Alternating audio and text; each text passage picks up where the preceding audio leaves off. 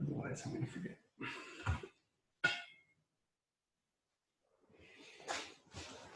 Start leaning forward.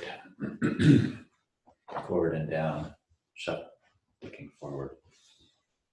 She's doing that? Yeah. Yeah. She needs to be reminded to look up in the trees more. Yeah. She does look up a lot, but her feet are kind of broken down. She's more like that. I wondered if an orthotic would be a good thing for her. I don't know. Just no walking. Walking's good. She walks a lot. She walk every day.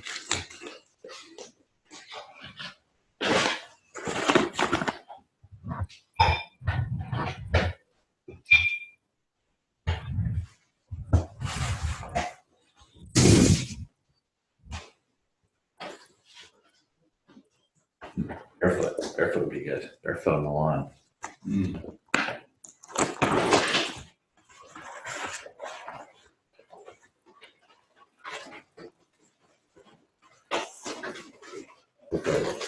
When I wear big boots, that's when my ankles are more likely to roll around and my feet be all weird. And Yeah. as things get warmer and I start to wear minimal things again, everything goes down to the earth. Yeah. Way less of that. Yeah. Other than stubbing my toe a few times. That's the only thing. Anybody would do it, that's good. Oh yeah, she would do it. We actually took our shoes off on one of those recent times when it was warm.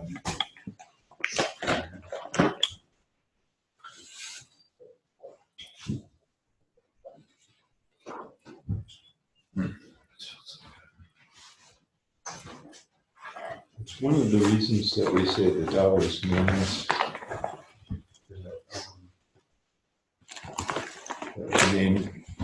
When we name things, it's a way of trying to know them. And it's unknowable, so we can't really. Yeah. As if emphasizing So that's right. And then kind of within that concept,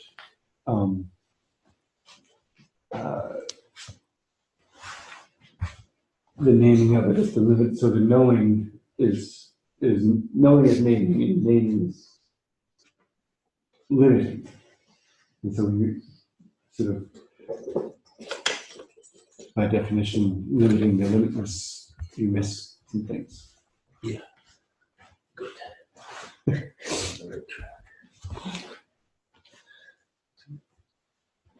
And maybe the fact that it's not our language makes us even name it more precisely if we're not careful.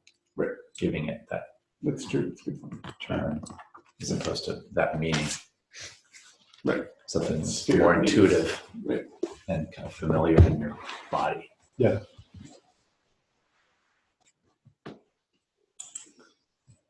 Bob and Padma, can you hear us okay? Yeah. Cool. 2 thumbs up, Bob. Are those thumbs up? Are you sure? I'm not sure. Actually, I had to look to be sure because after.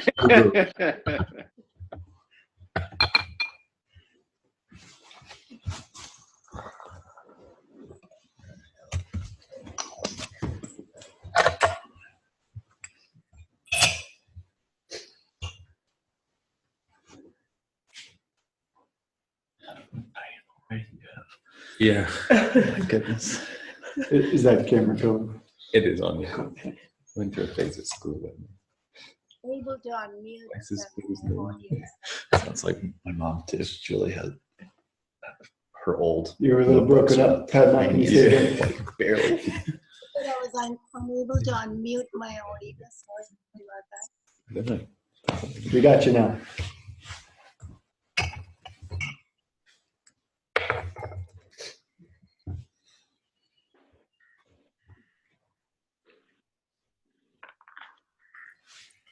It's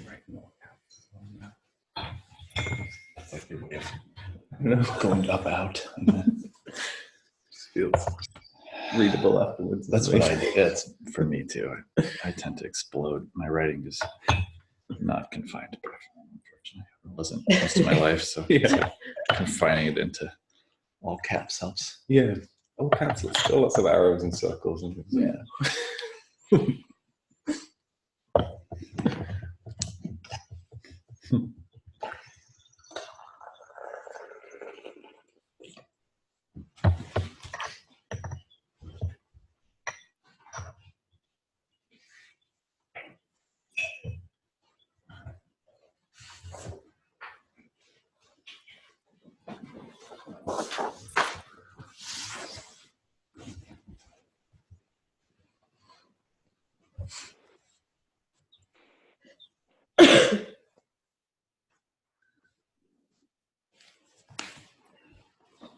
It's a bit of a cold or just allergies.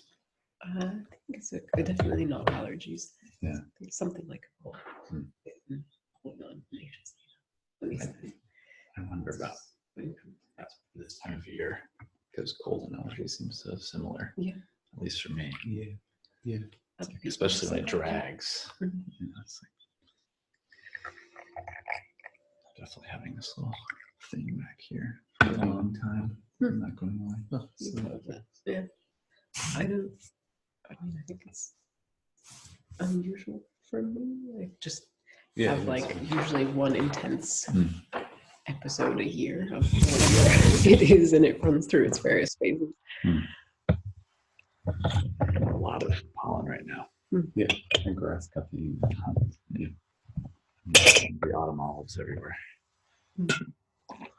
They're everywhere. They seem to be exponentially more than where I'm just paying attention. Probably just- they're everywhere, and they're all full bloom and smell amazing.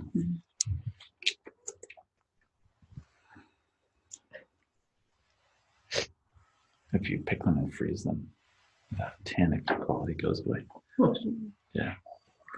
Apparently, people in plant world call them ugly Agnes because their Latin name is Eleagnus. Oh yeah. But within that sphere of kind of the native plant. It's funny because they're beautiful, but You pronounce J-I-A, the first time. or at least when they flower, they're beautiful. Yeah, They're all beautiful. It's got that So it's, beautiful blue silver leaf. I think it's more the sort of orientation towards invasive. Right. That's my thought. Any questions coming up in practice?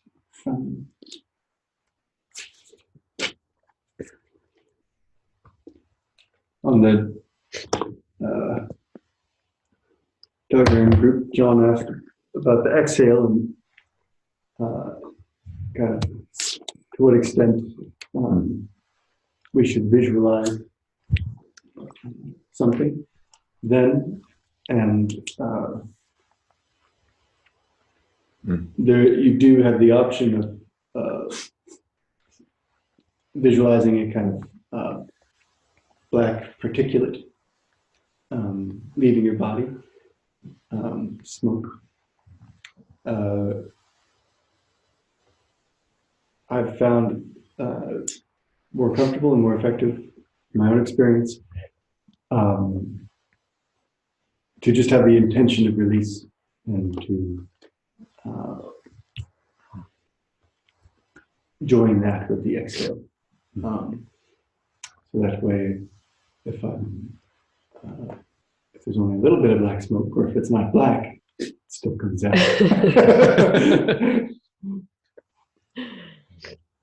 I think when I write my questions, I try to be very concise, and I always restrict what I'm saying in a way that doesn't happen as much in person. But one aspect of it was whether the release of the old is of each element. So if there's an old wood, old fire, or if it's just, it was something to do with that, I think. I see. I didn't pick up on that. I think I realized after I'd asked, and then sort of heard what I'd said, and then seen the reflection back. So that's also a good question. That I wouldn't change the answer, but it is releasing in that way, in that specific way. Yeah. Great. because of the mantra and because of the your focus inside. And by in that way, you mean all the elements in each release, or specifically the one you've been focusing on? It's specifically the one. And the resonance of old is very much stale, stagnant, or held. Yeah. Kind of. There's nothing in it that's an old quality of that. Right. Like a mature wood. Like, you know, I hear. Right. No, it's you know, you could say evil chew. It's That's what. Yeah. That's what I was circling around with the question. So what is that? Evil. What is evil? Is it an out of balance kind of element? Yeah, tight, held, stagnant, all these same kind of adjectives. The mold in your basement. Oh God. Well, yeah, right. I mean, I've never been in your basement. That's just reminds me. I got to go to the truck and use my cell phone. Waiting for a call back from somebody. That was the right reaction. Just hung right on that one. Shut up. The visceral image. We had a plumbing disaster in the ceiling of Julie's basement office, and had ongoing questioning. Thank you.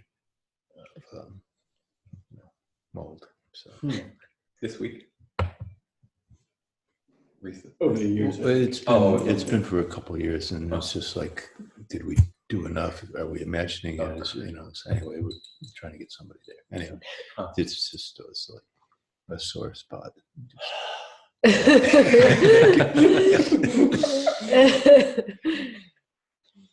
tuned in. Yeah, let the house exhale.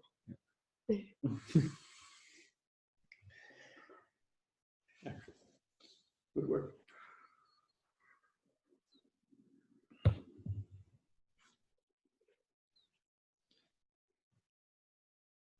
I wonder if, well, for me, I guess, picturing evil as or stale as anything that's visceral or has a form, or maybe a little dangerous for me, because I'll just it's easier it seems intuitively easier for me to let it go and not name it.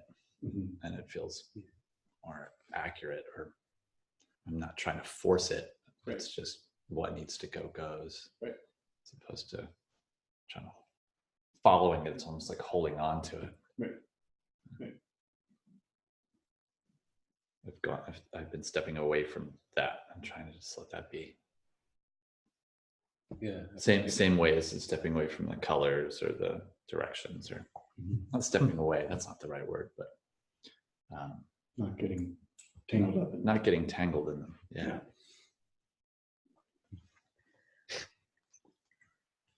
Well, is there a sense of not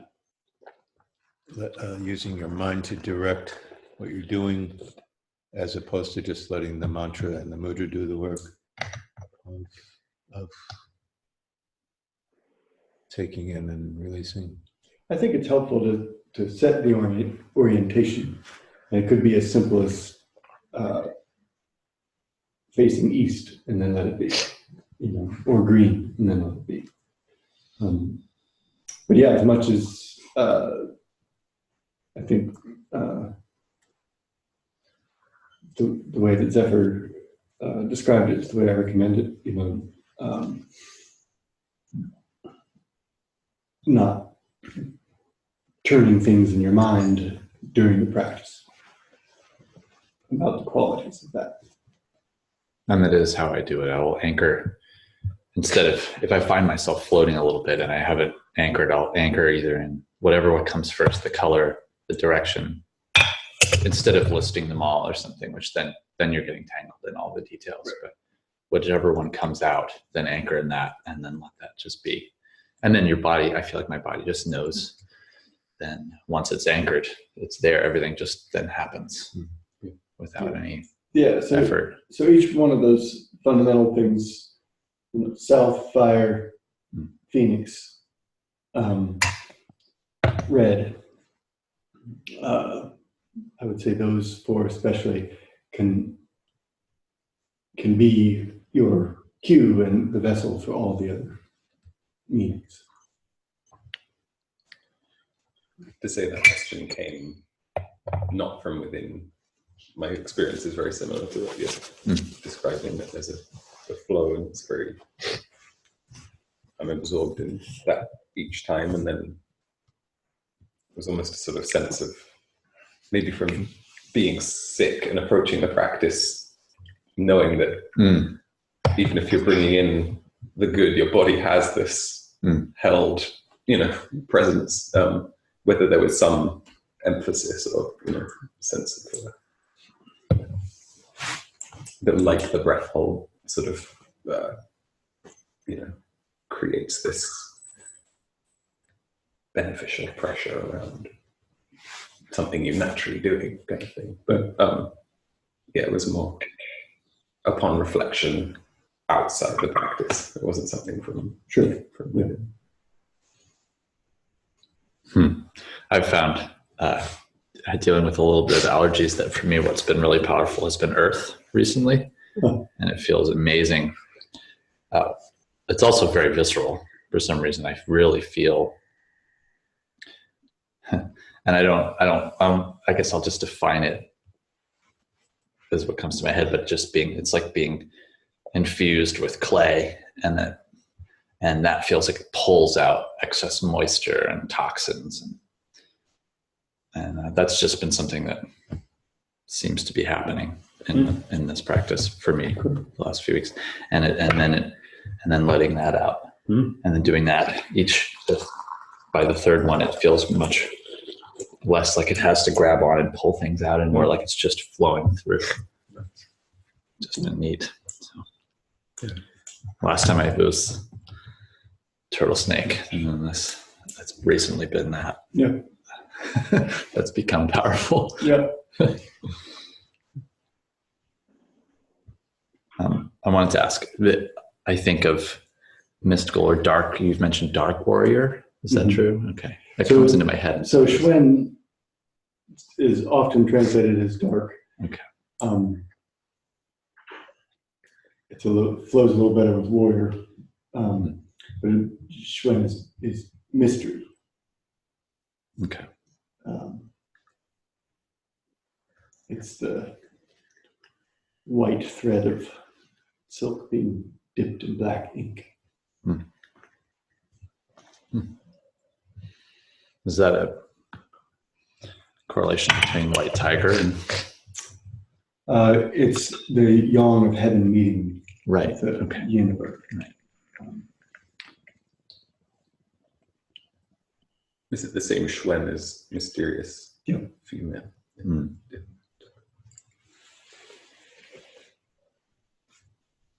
And then I guess I haven't heard you name. You said Shunwu, but by who? These are other spirit animal names.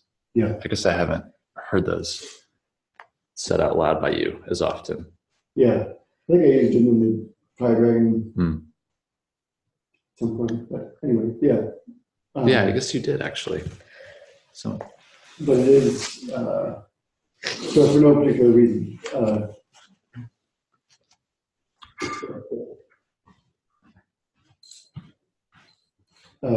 There is a kind of lack of linguistic parallelism between, animal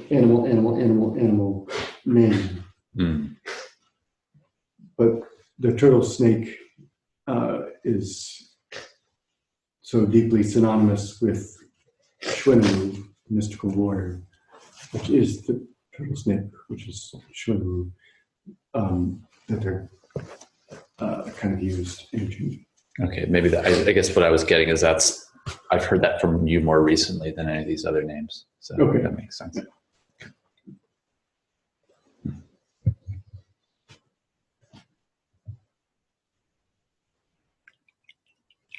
How do you pronounce QUE in the association with the red bird?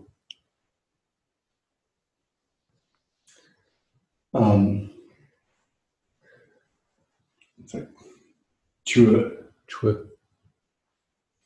I think. Chua. Yeah.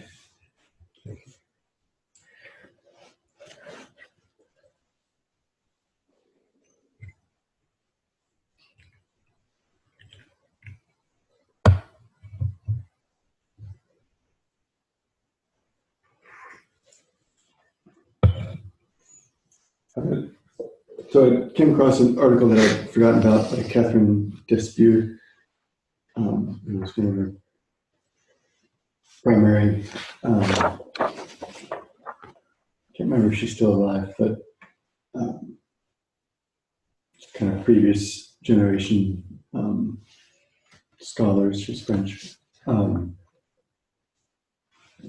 this is translated from the French. But it's specifically on the 6 healing breaths. These 6 mantras. Can we say her name again?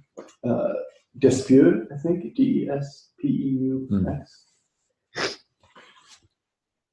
Despeux. Oh, maybe, yeah. That sounds better. I just wouldn't say the S. Yeah. Catherine.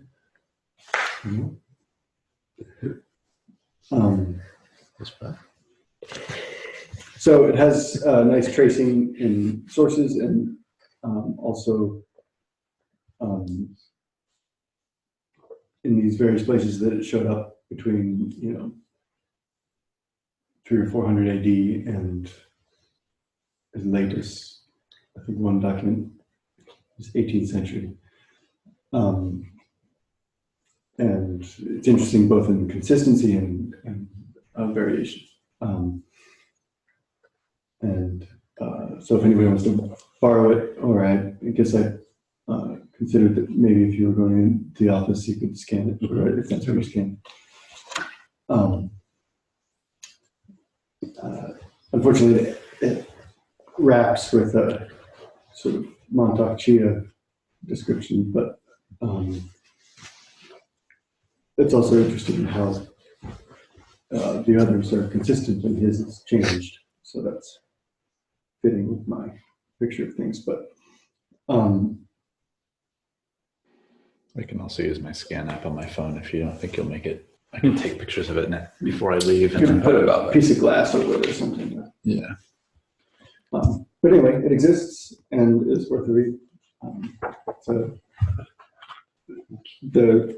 not all of that book's a little bit of a mess, but there are some useful. There are multiple authors or translators in here. Yeah.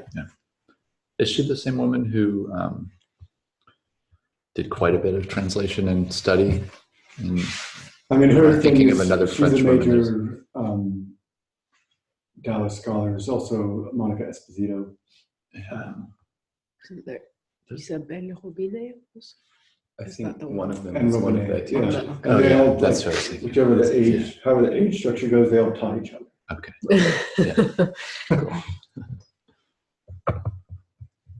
I think. If you I have to change the Desbieux in my brain, but it doesn't sound very French. And Esposito, I mean, Robinet might be the same generation.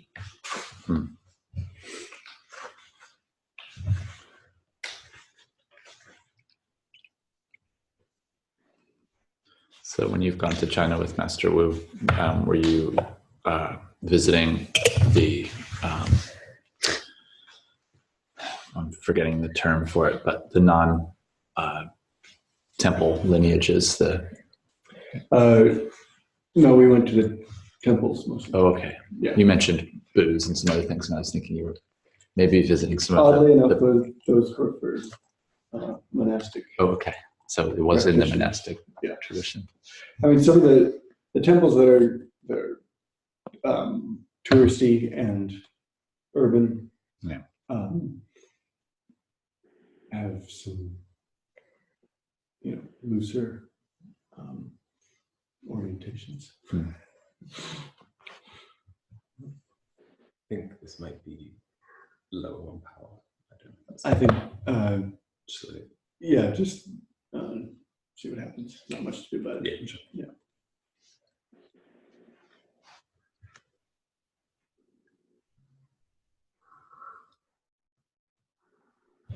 What's your thoughts on minimal breathing? And if it's a nice thing and it's a centering thing, but you do it all the time, are there any downsides to that? To not getting enough oxygen? Are there times when you should be? You should be breathing. It should be in cooperation with being still in your body and mind. Right? So if you exercise, it naturally you increases, you should allow it to increase when you exercise. So intuitively flowing with where you are, as opposed to being dictated by your stress or something else. But if you have the intention of having it be subtle, and you kind of follow it into subtleness, then your body and mind will follow it into stillness. Right. Everything should slow down. And it's a systemic effect that A natural flow as opposed to a forced increase or decrease. Yeah, I mean, so you have to maybe use your mind to prioritize that, but it shows you where you then see where you're at if you're agitated, and the opportunity to change that into not being agitated. But generally, breathing less overall is better. I just hear, one of the things that is said a lot about our culture is we forget to breathe. So maybe that's different than breathing less. Yeah. That's halted breath is right. That's like apnea and other weird things that aren't a natural flow. Yeah, that's a stress stagnance. It makes me tense when we're trying to relax, and I'm thinking, I'm not getting relaxed. What the hell's going on? I'm not getting relaxed, and I'm feeling really, I'm not getting relaxed enough. And if you've ever said relax to a 6-year-old, you know that. Yeah, Not wrong effective. It's true of ourselves too. I was trying after last week. Slava was talking about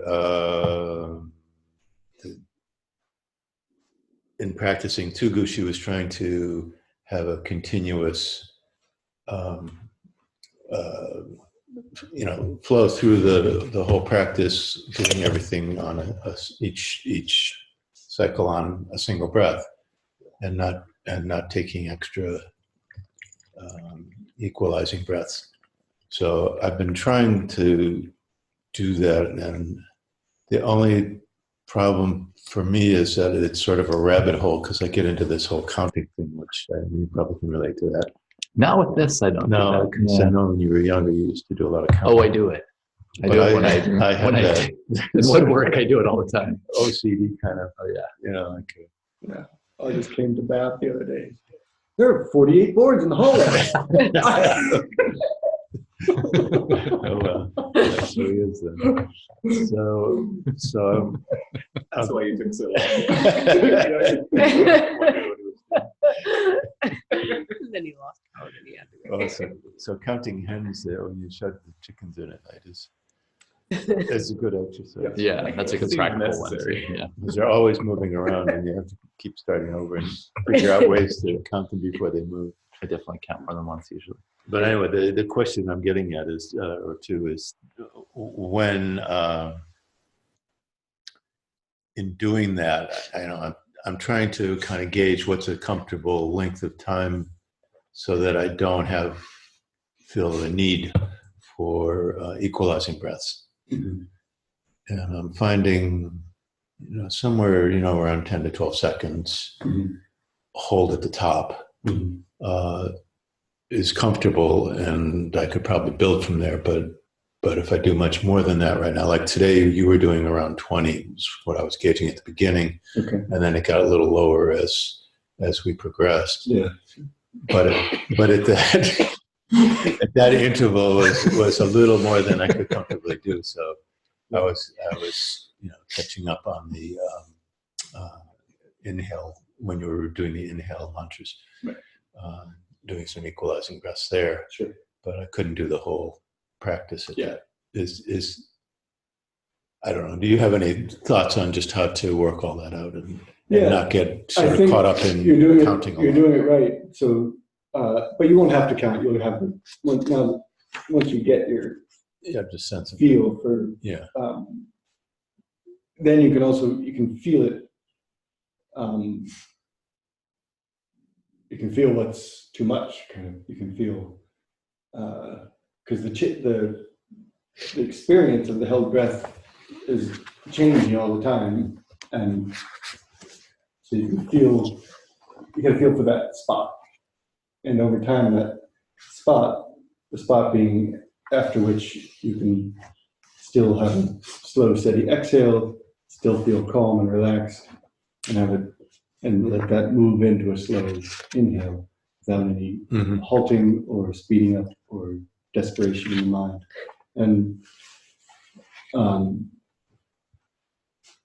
so the counting is a helpful place to begin. And then I think when you stop counting, you'll get a feel for what that count was referring to in your body. And then without counting, you'll find that point moves. It takes longer to get to that point over time. When I swim, and my journey in swimming was when I started really swimming long with my head under the water, there was more tension. And as I slowly learned to be more and more relaxed, I could hold my breath or release it over a longer and longer period. And I've experienced the same thing in the practice. The less I fight it, the longer I can hold it without feeling like I'm not getting enough air.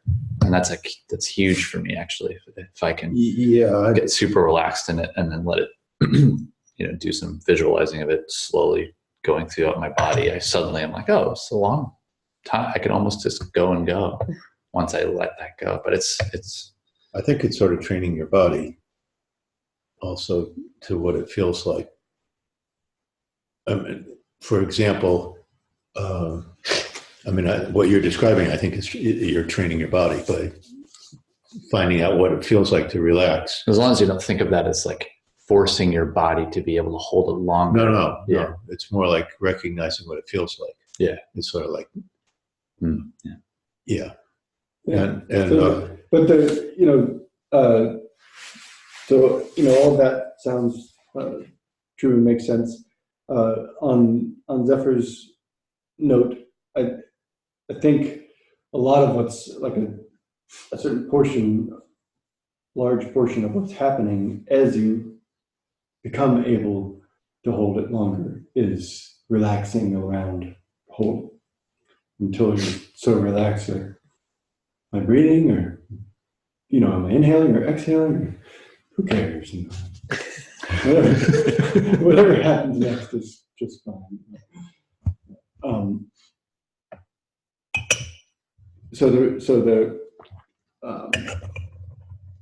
So seeing it through the frame of relaxation, I think is also helpful. Yeah. My experience of that moment, sort of holding, is very variable between even cycles or days and moments of practice, but it always feels like an interesting moment to rest with a kind of, or to move awareness around the body in a way, and especially around the lungs in particular at the moment.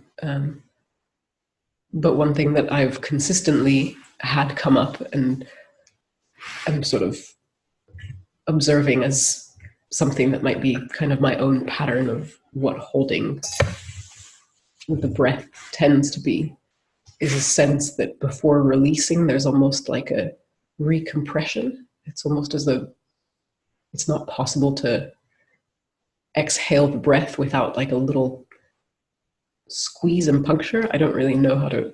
Is that when it's closed? Describe. A closed hold or no? A closed hold. Or because I know you've reflected both. Have I? You said about the difference once in after class about the whole. I think if I'm hearing her right, she's pointing to like a subtle aspect of the open hold, where it's fully expanded, and that breaking into descent is like breaking a membrane. Right. Yeah. It's almost as though there's open hold. I don't know. Sometimes it feels like it's a closed open hold, but an open hold that is full. And then there's a sense that it doesn't just sort of flow outwards, but almost that there's a sort of push. Yeah, like a little. I don't know. Yeah. So Before these it flows, subtleties are interesting and good, and teaching ourselves about our bodies and on both physical and energetic levels. But also you, by paying close attention like that, you have, and just as a reminder, that's a kind of allowing of close attention, not a chasing after, but being receptive to those details allows you to fine tune the effort in expansion or in holding of any kind, or in sort of navigating the choice about when to transition to the exhale. There's all kinds of subtleties in there that we can become attuned to, like this. Well, there's something sort of like that in singing, when you're, instead of, if there isn't a little bit of tension or compression, not tension like anxiety kind of tension, but the tension in a membrane, and you let all the air out, then you don't have any ability to sustain a note. And it feels kind of like that. And then because you are doing a mantra, as you exhale, you need a little bit of, feels like, to start it, of a little bit of holding back as you're letting go. Sure. And then you can let it out slowly. But if you didn't do that, it feels like it would just be like a blowout instead of a slow leak.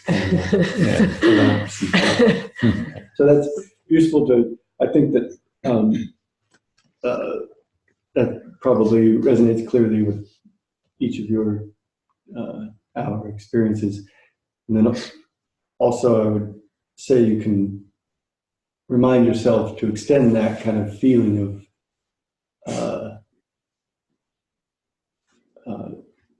like a string that's neither too tight nor too loose, but has the ability to resonate. That's true of the shape of your mouth and throat and everything too. So you want to not just hold it so that you can feel it here with respect to the kind of dynamic that Phil was just describing, but also up into the jaw, teeth, lips, cheeks, cheekbones. You feel it as in the form of the lips, you were saying kind too. of like a tuning fork, So so with the different sounds, a lot of what's different between s and h is the h is open. S is different here; it resonates differently in the jaw. H is open, but also has a little tightness back here. There, a couple of times ago, you were talking about keeping your mouth so that your teeth were just barely apart, or maybe even lightly touching on a mantra. So it depends where that is natural. That's true of tree, especially tree. Yeah. Hear that vibrating your teeth. Shoe is almost like that, but it doesn't have that. It starts that way, doesn't it? It's more in the lip section. But yeah, no, you feel it in your teeth. Yeah. So is her mainly the most The main open, who is reasonably open. who and her? Yeah.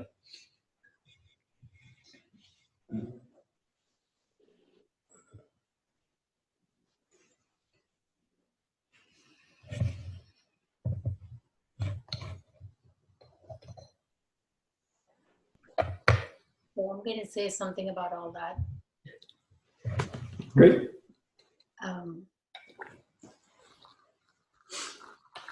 This is the first practice of the morning every day when you go on retreat with Master Wu. That's how you start the morning. The morning you stretch and then you do Dubunashan, and then whatever form you are learning for that week. And Dubunashan was always the most hateful thing for me, because I'm always struggling with breath and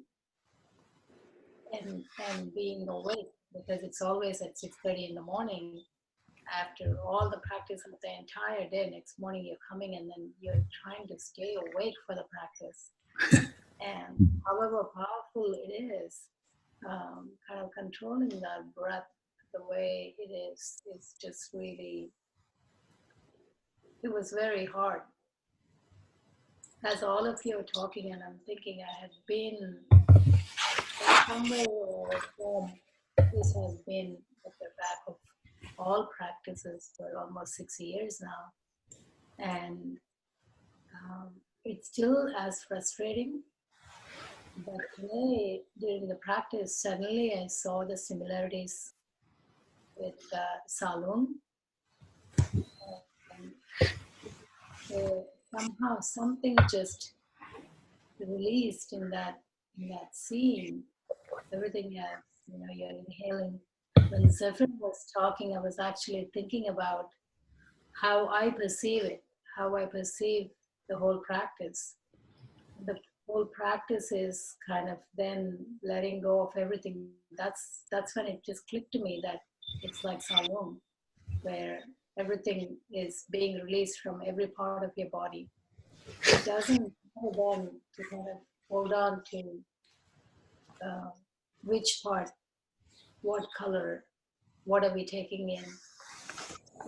Usually for me, what works is the direction, like Ian was saying, the direction you're facing that way, and then the color, taking it in. And I think once you focus on that, everything else, the body takes over, and whatever has to be released, whatever has to be let go, will be let go. And if you notice it for the rest of the day, there is something subtle that is always there that came from the morning initial. And it was always like that in the retreats. For the rest of the day, you could notice something that was from the morning practice. So it's quite interesting to revisit it like that for me, rather than see it as an obstacle that I always had to get through to get to the main practice of the week. And I think that's how I actually saw it before. So it was quite useful to kind of revisit the whole thing in a different way. And the mantras are very, to me, chanting is always very powerful. So the mantras are very powerful for me. And I had a lot of resistance because I think Master Wu chants it differently than you, Ian. So initially I was refusing to accept it. And it's not for the kidney, it's not the black, it's Schwanze, it's that mysterious color. So as soon as you made it, I said, no, that's not the way it should be, There is all these resistance things that go on. It's very interesting to just step back and observe what was going on. And I think that was one of the reasons I really appreciated the whole recording of the whole thing, because each time you can see the resistance release, and I'm hoping that that will come eventually with that exhale hold. I think all of you are talking about exhale hold. I don't think inhale hold seems to be as much of a difficulty as the exhale and then hold. And you know, if you practice with Master Wu, you will just say, yeah, you do it at your own pace. Meanwhile, he put on the first breath after the half hour. You have done some 20 breaths and you are hyperventilating. And he's quietly exhaling his first breath. This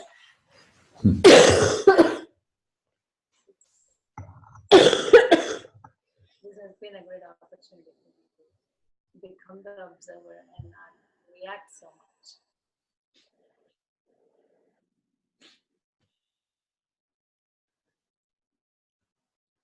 Do people ever just pass out in Master Wu's classes and fall over? Or? I think we were all hypoxic and sleeping at one point. Just during lecture. Yeah. I associate that more with your head exploding. It's all those No, I just really like that analogy that you said, Phil, about you know, slow leak versus explosion, right? If you're really holding it because you know you're going to test yourself now, you know, it's always a blowout. Yeah. Slow leak. Well, we just had a flat tire, so that what came to me. It was a slow leak, fortunately.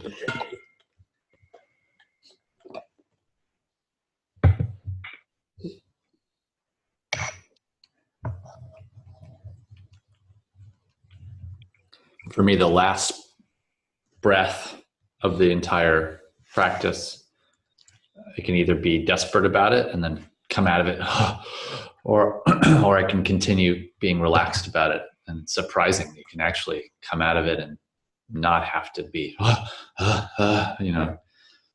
And the same thing with the empty hold at the end of the breath.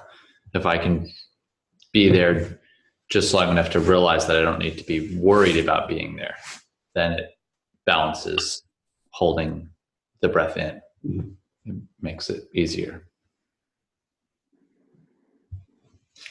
So just to address one thing in what Padma said, the difference in the inhale mantra that she mentioned is the difference between He, black, and Shuen, colored mystery, which is blue black. They're both, of course, accurate. I was taught, in the number of times I was taught these from Master Wu, they varied. And so these are the ones from the original texts, both in, which is not to say they're more right or anything, it was just a way of deciding which to choose. And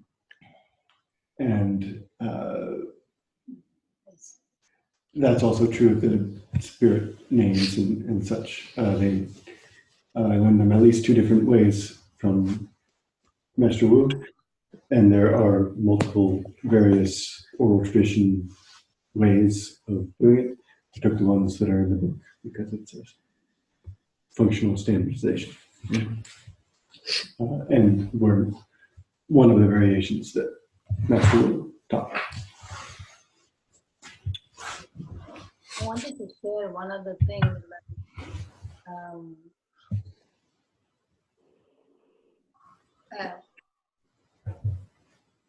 It didn't actually help me because I just kind of gave it up at one point. But the apnea app, I think, you know, I had this whole discussion with you way back then about, you know, feeling like I'm going to die. I'm just not able to hold my breath. How long will it take me? How many years of practice or something like that? We recommended an apnea app back then. I used to actually regularly do it back then. And that's a very useful way to let go by somebody else counting the breath for you. I mean, especially if we are in our mind a lot, or counting the 10 seconds, counting the 12 seconds or something like that. Training with that app helps let go of all that and hold it as long, not hold it, and not be worried about it. That was helpful to do that training with that app. Great. What Padma's referring to is a breath training app that has sets. You do, it times you for your hold, for your pause, for your exhale, hold. And depending on where you start, you have sort of strategic, it's built for free divers. You have a strategic way to expand your capacity. I don't currently remember the name of the app. I'll put it on the Telegram. I have the app on phone. I'll send it on the Telegram. Great.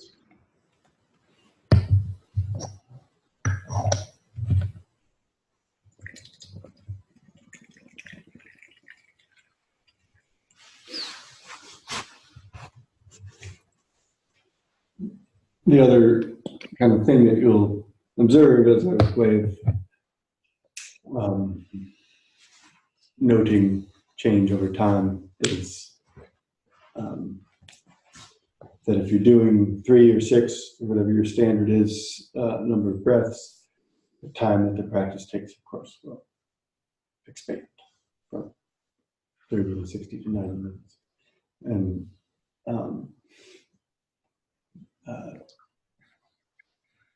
in the Bun lineage, they have a foundational breathing practice that's just a single breath visualization, but the goal is getting it slower and slower. And so they have a sort of competitive among monks for, how long did your 108 breaths take? 4.5 hours. That's pretty good.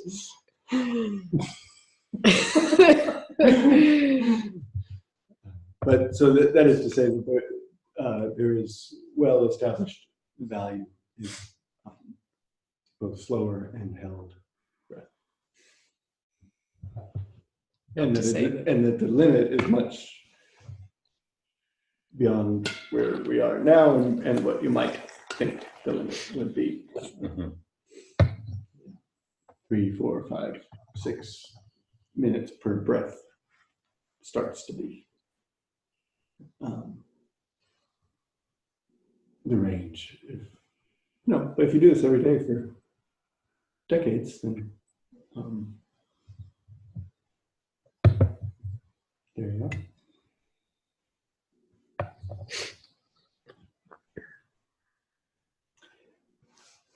So let's look at some details. I'm going to have to go rather promptly. We are heading north for the weekend.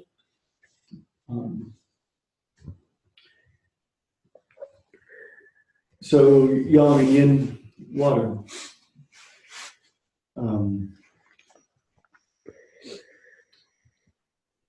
Xuanwu, dark warrior, mystical warrior, feel the sort of protection aspect, like a turtle shell, and the mystery, the depth. Also source. Day, north, winter, shui, water. Run is yang water, gui, yin. You can see in the characters pretty clear yang yin difference, which is helpful in remembering.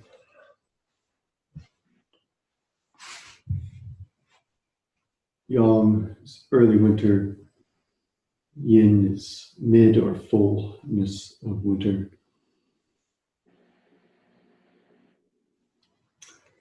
Yang is powerful, flowing, mystical, dark, fathomless, without depth, so deep there's no bottom. Wisdom, In people, there's a softness and intelligence and nourishing is a quality associated as well, like water nourishes plants, growth of all kinds. In imbalance, it is fear, overwhelm, devastation. Overwhelm, we can have a pretty clear image of the overflowing, excess water overflows.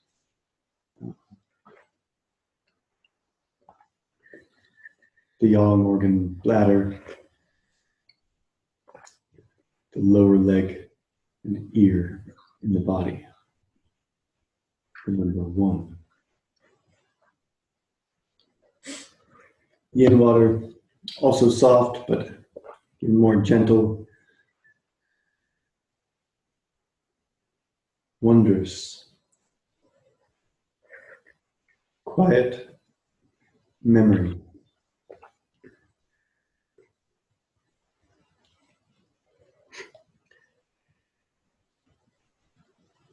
Healthy, the kind of nourishing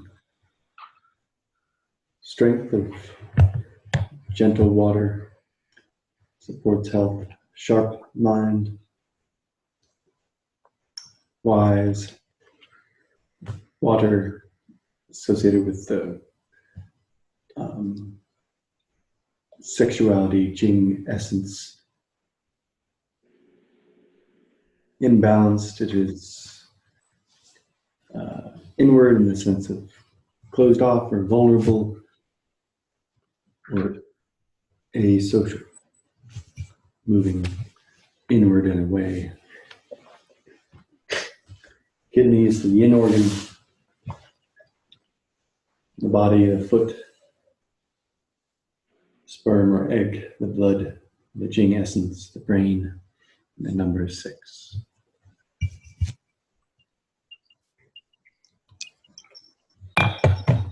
What is Jing again? Essence. So Essence. as opposed to Qi, which is less material, and spirit, which is immaterial. So in that spectrum and in that tripartite model of the physical world and the physical body, Qing is sexual essence or body itself.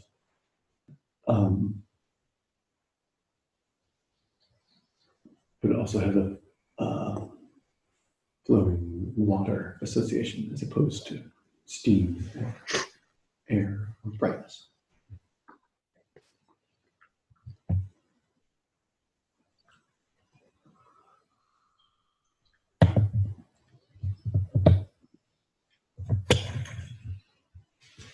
I might be reading into it, but it seems like early winter is almost a quieter place, and then midwinter starts to head towards spring again.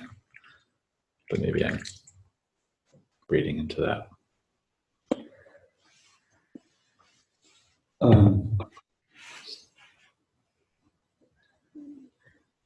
Yeah, I mean, I think the quietness is like that that you're thinking of associated with the yang or early winter. It's like a forced quiet. It's like the heavy snow. There's the transition after that is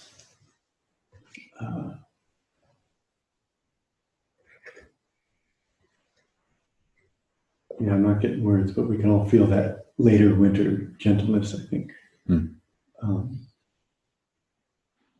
Whereas often in winter, of course it varies quite a bit each year, but there's that way that feels as if it's typical, where suddenly winter's here. Like,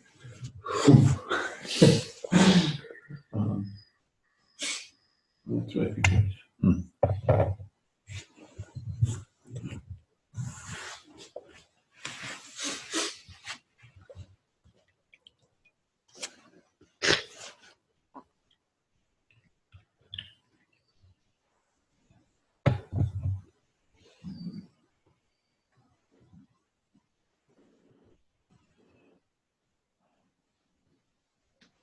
So how do you integrate the body part in the practice in terms of just bringing your attention to it?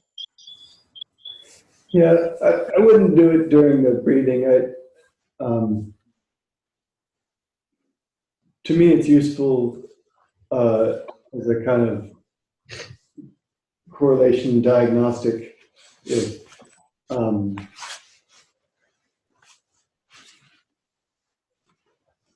you know, if your foot or your brain hurts,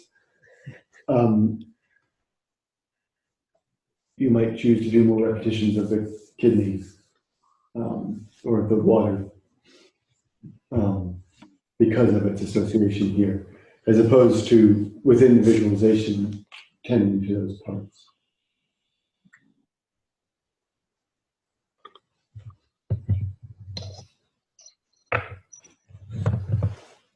So if I practice the G scale all day long, am I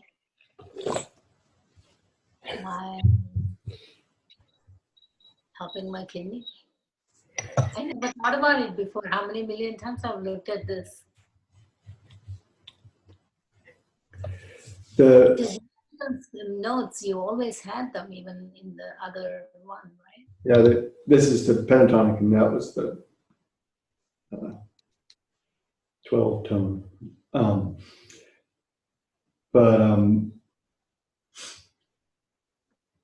So yeah, there is a correlation and support there. I've never tried to do it that way, but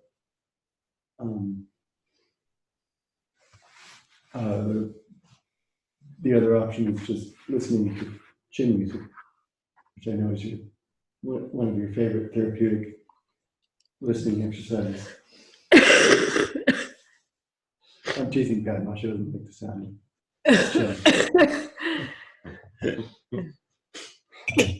Well, Stevie Ray Vaughan plays in all those keys. So.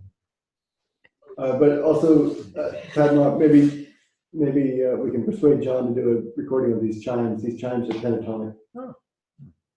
Oh. So they have this each part of this scale. Is that a scale then in sequence, or is it? I'm not following. Not the sequence, but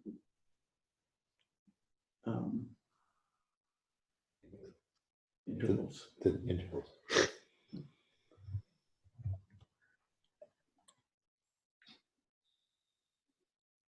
What's the sequence of the intervals that you're referring to?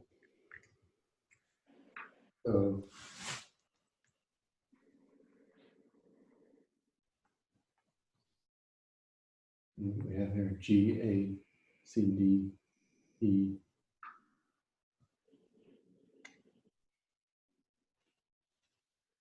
Right. So just in the, okay. I mean, maybe C is the initial. Yeah, C would be the initial. So that would be C, D, E, A. E, G. C, D, E, G, A. Yeah.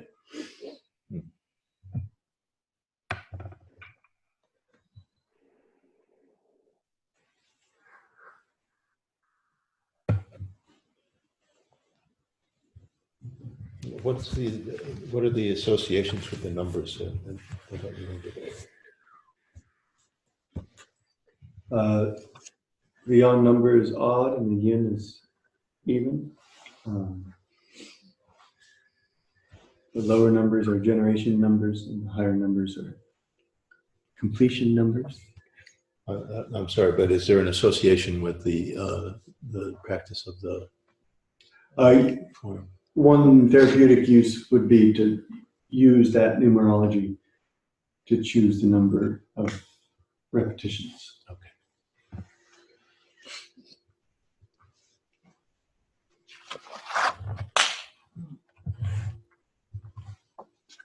That is not quite a side note, it's an expansion on sound and numerology. One traditional healing method was just to turn the number itself into a mantra. So Liu is 6, and you were just to support the kidney, to heal some kidney thing, you would just Liu, Liu, Liu, Liu, Liu, Liu. That's true all the way through.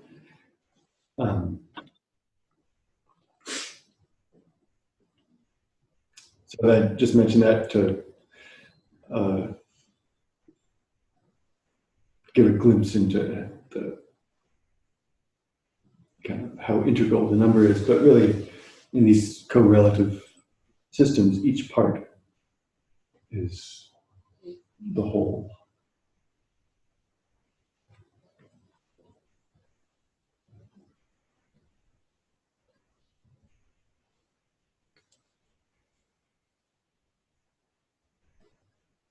I seem to always put them together into their combined odd number too, like 7, 12, or So usually we 13. usually we wouldn't do that. No, okay, I don't know why I do it. We would, but we can multiply them.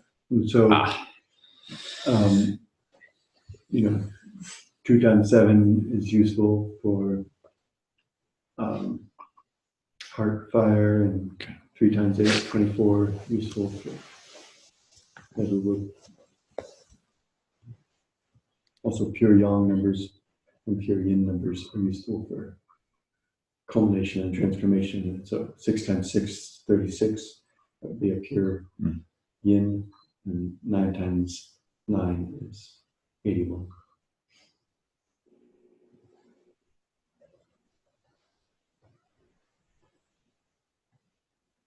So if you do 6 breaths per part, then you're doing 36 breaths, which is a supportive number as well.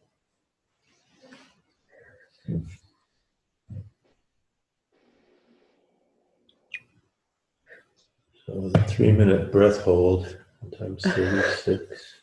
So you basically need to clear a large part of the day. Yeah, start running. You started 3, you got plenty of time. Yeah.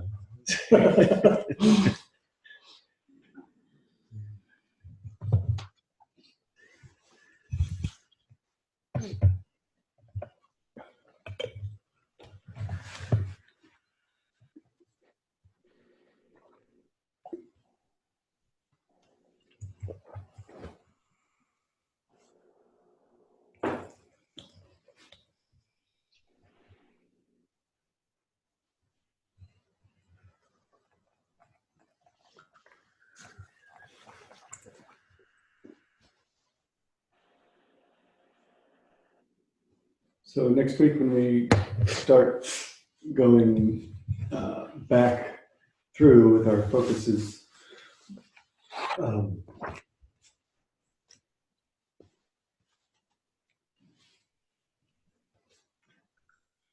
we may kind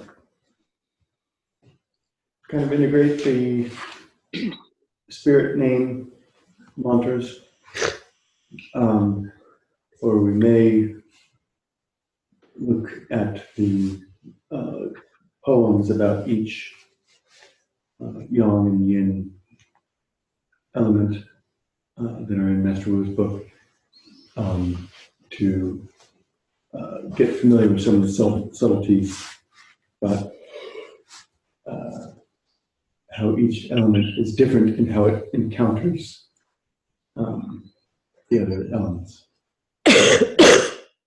So some of the normal behavior that you would expect between wood and fire, or wood and water, poem reminds us to consider the particular qualities of each of the elements. Difference between Jia and Yi with respect to excess water, for example, or something like that. So I had the thought that that might be more productive approach for the latter half of this series. So we'll see. More productive than. Then try to memorize together the spirit name yeah. mantras. Okay.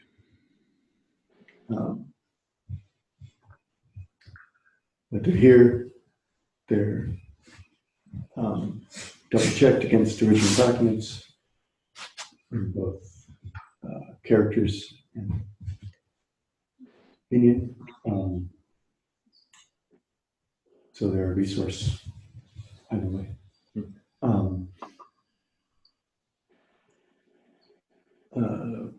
I need to wrap pretty soon. Are there any lingering questions to tend to support you in the next week? Okay, great. Thank you. Thank you.